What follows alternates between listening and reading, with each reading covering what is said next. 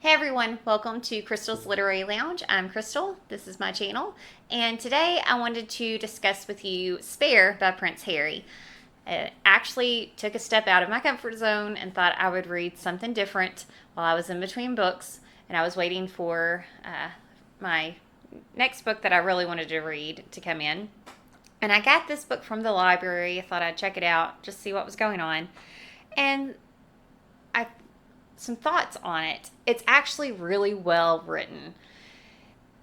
So for that to be a biography, it kind of reminded me of how you would set up like a fictional character though in a way where you want them to have sympathy. So Prince Harry understands that there's a lot going on that no one can relate to.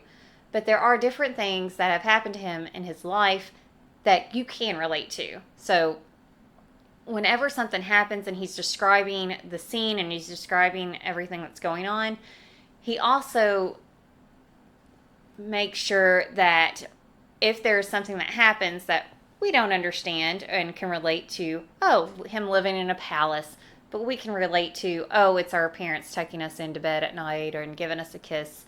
So he's very good about that. He's very good at garnering sympathy from the outside world.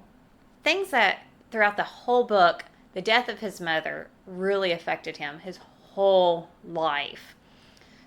And that is throughout the whole book, from the time of her death all the way through to now. It colors everything. And that is why he blames the media for everything horrible that has happened in his life. And it really, he felt, started with his mother and her death. They caused his mother's death. They have caused so much grief and despair to him. But he also talks about being the spare, of course, that's the title, and how that impacted his life from the time he was born. He was never the heir, he was always the spare, and being the spare, nobody really cared about him except for his mother. And so that's why her death really affected him the way it did. He also discussed he really had no affection from his dad. Not that his dad wasn't kind to him. He's actually really great about getting sympathy for his father, too. His father's never painted as the villain in any of the pages.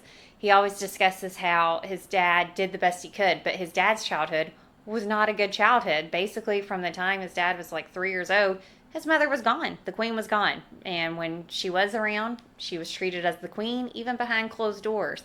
She wasn't really a mother figure. So his dad didn't know how to be a father. He was working and trying the best that he could. But there were just certain things that happened that he really needed that parent figure and that comforting. And his dad just didn't really know how to do that. He also discusses that when he married Meghan, actually when he met Meghan, that she seemed to be the only person in his life that he felt that he could trust, that he felt actually loved him and actually wanted what was best for him, other than his mother. He also very much identifies as being a soldier. That is another line going through the entire novel. He wants everyone to understand he was very proud of his country. He is very proud of serving in the military. And he is very proud that he was a soldier. And it really affected him when he was stripped of his titles.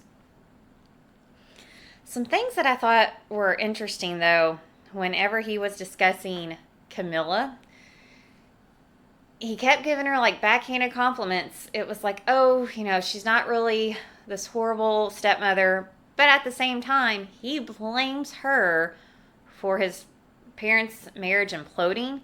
He also discusses how she's very calculating.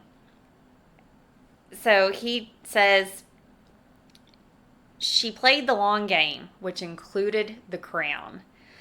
So he felt that Camilla threw him under the bus quite a lot whenever she finally was able to marry his father, because when they were planning their marriage and stuff, he felt that his dad was getting a lot of negative press. And so to kind of turn that into a positive spin, they painted him as this drug addict it was struggling. And so that made Charles, the sympathetic single parent struggling with a drug addicted child. And that was the spin that was put on it. So that way, Camilla and his dad would look like good people, and Prince Harry, would look like this horrible, rebellious child, even though he said he wasn't. There's obviously multiple sides to every story. And throughout the book, Prince Harry actually admits that he doesn't have the best memory, that there are certain things from the time of his mother's death on that's fuzzy. He's not the best as far as his narrative being exact or to the point in some cases, because he blames it on needing therapy, and therapy was never offered to him. And so he kind of walked around in a daze for most of his childhood after his mother died.